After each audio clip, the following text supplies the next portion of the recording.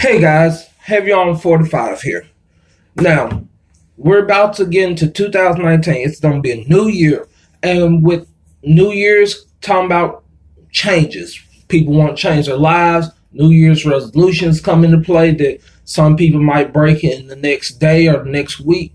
But it's a time of change. And we're going to talk about. And with this idea of a time of change, let's go to somebody who's trying to change their image right now, and that's the DC Cinematic Universe. Now, don't get me wrong, the DC Universe has done pretty well with the animated shows they've came out with. You have the Batman and Harley Quinn and all these other animated shows that came out with, but their live action has not been doing that well. When you look at it, well, I have not seen Aquaman, but I have seen Wonder Woman. I liked Wonder Woman, and I'm probably one of the happy few that enjoyed the whole Suicide Squad. But I found the Justice League, the Batman versus Superman, Dawn of Justice, and Man of Steel a little bit boring. It didn't grab me. And I think the reason I enjoyed Suicide Squad was because you had Will Smith, you had Killer Croc, Harley Quinn. All of them kept me going on through the movie. I wasn't one of those people who was upset over the Joker not being the villain. I heard rumors of him not being the villain in the first place, but I enjoyed the characters that were in those. Um, and my question to y'all, as I always try to have a question for you, is how do you think that they should change the DC universe? What I've heard rumors that they're going to try and create a Flash movie, and with the Flash movie, they're going to try and do Flashpoint. But I don't think that DC needs to go to the extreme and have Flashpoint. My actual feeling is that they need to actually feel create the character that's naturally what they are. When we had the Dark Knight series, we enjoyed it. You had a dark, gritty Batman, the way he actually should be. Not to say that any of the other ones were terrible. George Clooney had a more comical way of doing his, it but George Clooney's Batman was the more he was campy, sort of like the old Adam West Batman. His character was more of a punchy everything, but to put him with the Batman that we had from all the other ones, he kind of loosened up all the other. The best Batman before the Dark Knight trilogy to me was Michael Keaton. I liked his. He was dark. He was mysterious. I know he couldn't move his head, but he was a decent Batman. Then you go from him to Val Kilmer. Val Kilmer, very psychological Batman, but it still showed the problems that he had from losing his parents. You still had that darkness to him. Then you get to George Clooney, where it's more campy. The Batman credit card. He never leaves home without it. It it was different. It was a different personality than what the other ones had. And so, really, that's kind of what we tried to do with Ben Affleck, but you didn't have the story behind why Ben Affleck's character the way he is. A lot of from what they did, they gave Batman a lot of age, but they didn't give him what the age came with if you come with the comic books. And that's what a lot of people are looking for. They're looking for something close to what they saw in the comic books. So whenever somebody does movie, we're looking for someone who created something that is recognizable by a comic book reader, because that's who you don't have come out and watch these shows, comic book people. And I know that I've run into a lot of people that are elitists. If it's not exactly like the comic book, they're not going to enjoy it. I'm not one of those people, but there are some things that I think that you need to have done right. And for just entertainment, entertainment, I enjoyed watching the Batman and Robin movie. On the other side, though, watching the Man of Steel and the Batman v Superman: Dawn of Justice, I had a feeling of Batman. I mean, well, first of all, Batman he had the age, but I didn't know where he came from really. Like the only thing I knew about him that he was mad over his parents being dead, one, and that Superman was the reason that his Wayne building was destroyed in Metropolis. But other than that, I really didn't know much about Batman. I and I'm not saying that we needed a movie to back him up because all of us know his story. But I wish that I would have been able to see exactly who Batman was as a person more than just this deep seated hatred. Because once you get into the Justice League movie, that hatred goes away, and all of a sudden he seems like he has this deep bond with Superman because he's a greater man than any of us. He's the best leader for us. But you've never seen Superman have any leadership roles before this. Yes, he was the light of the world. And literally, if they would have shown that in Man of Steel, I would have had that feeling like, yes, he was the hero to the world. But you don't really have that. What you have is, when you get to Man of Steel, you have his father basically tell him that he shouldn't use his powers. So he's been hiding who he was this whole time. In other iterations, his family is proud of who he is. He grew up embracing his power, which once he embraced his powers, made to where you get the Fortress of Solitude and you get to see his character develop, and he was actually a better Superman for that reason because he had a family that accepted him. For the same reason for Batman. Batman had Alfred who accepted what he was doing. He might not always agree with the way that Bruce did it, but he accepted him for it. And also that whole gameplay in the Dark Knight story, it was a nice conflict to have. Once you get to Rise of the Dark Knight. But you see the Alfred they have, the acceptance that Alfred has in him in Justice League movie. But on the other side, you don't see the acceptance that Bruce had. I mean, not Bruce, but Clark had. Clark, or Kal-El, whichever one you want to call him, had in the Man of Steel this feeling of his character needs to hide his power because people do not trust things they don't know. Which, granted, is true, is realistic. But at the same time, it was like eventually this was going to come out anyway. It took his actual father from Krypton to actually make to where he was really willing to go ahead and be a hero. And that's kind of made to where all the stuff that he went through, yes, I can understand, his power suddenly coming out in the middle of him being in school and everything like that. And that would be a big secret for Smallville to have. And I've not seen the TV show Smallville. I'm not going to try and measure it to that either. But his character is supposed to be a character of hope. He's supposed to uplift everyone.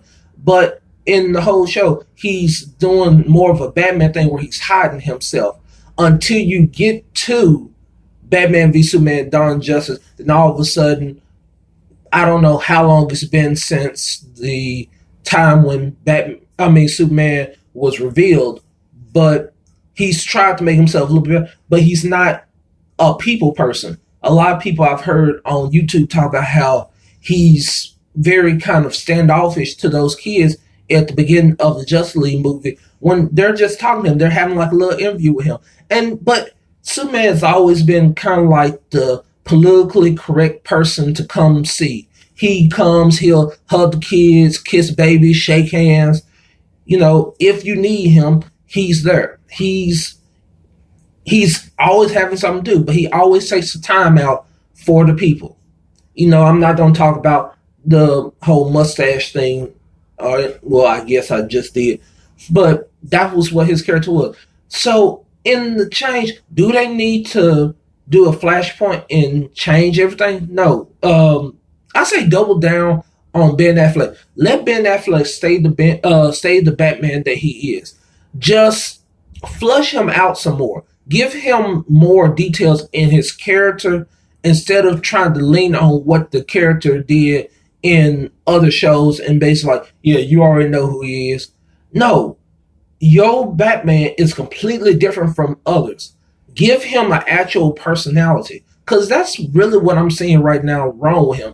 He comes in, Alfred, we need to do this. I'm gonna hack into this. I'm gonna do, and it kind of made it to where, to me, it really didn't make his character develop. Even though you're telling a story that's already been told before, you need to at least give your personality, give the character an actual personality, and I'm finna sound like at least for saying this. Give the Flash a personality. That's actually a personality. They made him the comic relief of the movie, and after making him the comic relief, they just didn't give a crap about him anymore. He's like, oh, all I can do is push things. I'm antisocial. He's antisocial. He can't talk to nobody. He has no job. He's living in looks like a worn down factory.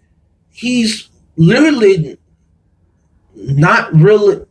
Most of the heroes that we have, they might come from nothing, but because of what they do, they make themselves into something.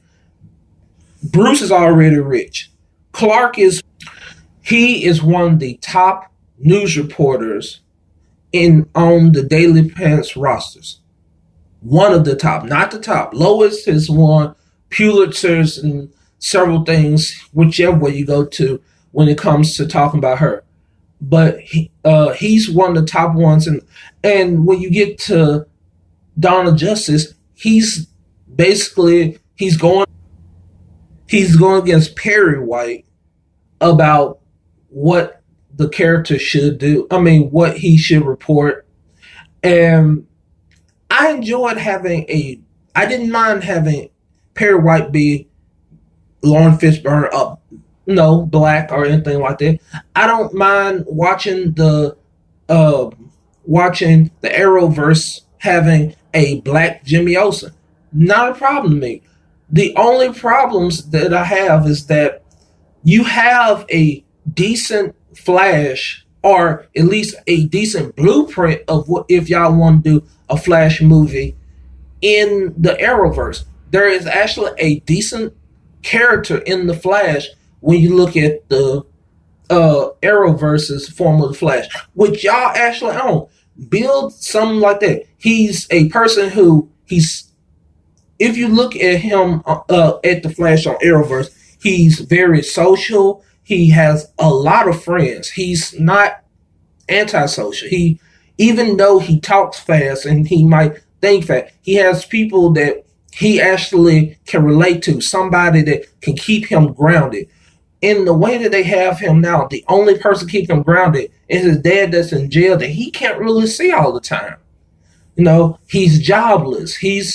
And I don't know what age he is, but it took Bruce Wayne for him to be able to be successful. But if they do Flashpoint, he'll lose that job with Central City as a forensic scientist. He'll just be a regular nobody again. Or he do something else. Because another thing that I like about is that they show from the show Flash in the Arrowverse that changing time do have consequences. The butterfly effect actually does happen. In the show, when he went back and tried to save his mom, all of a sudden, friends that he had were no longer his friends. People who had family members, they didn't have nothing to do with him. Just because he went back in time, somebody's brother died, somebody's child, instead of being a boy, was a girl. I mean, instead of being a girl, was a boy. All these different changes just because he decided to, just because he decided that he wanted to save his mom. There's consequences to change timeline. If they do decide to do Flashpoint, at least give an homage to that Flash. Like, when you watch the TV show, you see that you see the old Flash videos from the early 1990s when the guy who playing his dad now in the show was playing the actual Flash. That was like nostalgic moments for me. If they were to just like show him like when he's running through time with that, I'd be cool with that. But I would want him to have more of a personality. That's really my problem with a lot of what I think they need to fix. A lot of their characters had no personality. Wonder Woman had a personality. Superman, I don't know about his personality. And Bruce, all he did was brood and spy. They didn't create a personality. He had more of a personality Ben Affleck had more personality when he was playing the accountant who had mental issues than he did when he played Bruce Wayne. And Bruce was supposed to be brooding. And I didn't get the genius of his character. Like, he seemed like he was old, he was tired, he was beat down. And he was almost close to what I thought that Bruce's dad would be if they decided to do Flashpoint. He would be beat down, tired.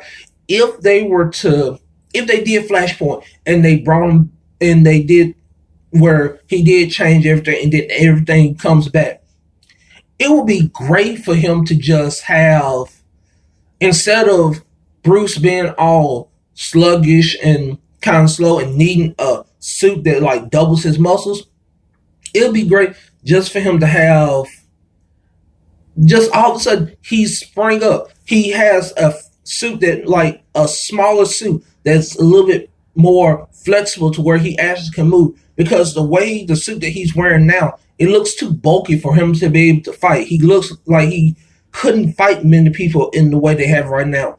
And I think they want to make it a little bit more realistic, but if they're going to keep this going, they need to make a person more involved in the character. They need to make them more interested in who the character is. Even though Wonder Woman had almost zero screen time, I'll give her probably about 25-30 minutes of Batman v Superman Dawn of Justice. She only didn't have that much time. She had a personality that we were able to tell. We knew exactly who she was, and I would figure the basic thing that you would do when building a character is to make sure that you show that the character actually has a personality. Make me feel for the character. Wonder Woman, I felt for. I understood that she's like, I've been around for years. I got this information already. I know what y'all already looking for. And I really don't want to deal with this because I don't want to lose someone again. They even showed the picture that later on went into her actual movie. Everyone else, besides Aquaman, even though you don't see much of him in Justice League movie, you see that he actually has a personality. Even that's one part where he's sitting on Lasso and he's basically telling everybody what he thinks about them, gives him a personality. Even Cyborg in anything else has a personality. In Justice League, he's still somewhat upset with his dad for turning him into that. It's like you're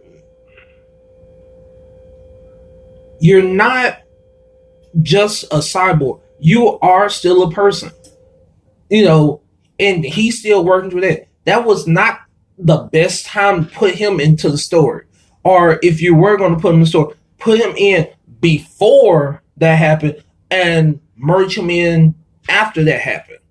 But they kind of put him in the in between moment where he hasn't figured out exactly who he was, or he's still trying to figure out who he was, which did flatten his character out. A lot of characters had a flat feel or forced emotion. They're like, yes, we should go ahead and let Superman be the leader because he's the best one out of us. But we've never seen that he was a good leader. We haven't seen anything that shows that he was better for them. When it comes to Batman, Batman showed that if you want to give a character the time of discovering their powers, that's when you give them their own movie where they can discover their powers.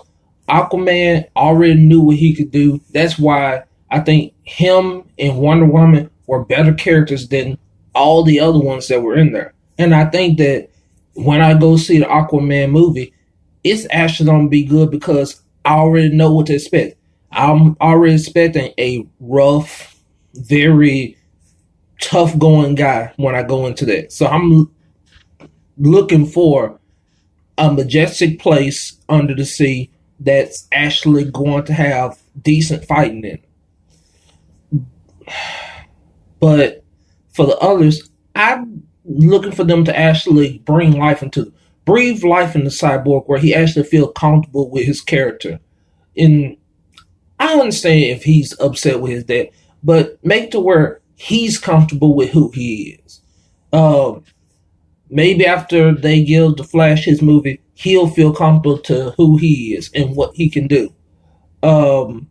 Then maybe they'll finally give Batman a personality and Superman a personality. That's still to be seen. Because the only thing that I know out of all of them is that Batman is brooding because his parents are dead, and Superman is in love with Lois.